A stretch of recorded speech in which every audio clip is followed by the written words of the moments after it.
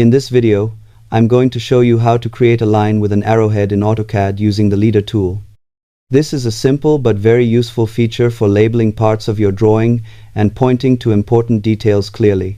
Start by going to the Home tab and locate the Annotation panel. Here you'll find the leader tool. Click on it to activate the command. The first point you click in the drawing will place the arrowhead, so choose the location carefully. After that, move your cursor and click again to define the direction and length of the leader line. AutoCAD will automatically create the arrowed line for you. In some cases, you may notice an extra horizontal tail at the end of the leader that you do not want. To remove it, select the leader and type explode into the command line, then press enter. This breaks the leader into separate parts that can be edited individually. You can now delete the unwanted tail or trim it for a cleaner appearance. Using leaders is a great way to improve the readability and professionalism of your technical drawings. Keep practicing with different arrow styles and placements to make your annotations even clearer. Thanks for watching and happy drafting with AutoCAD.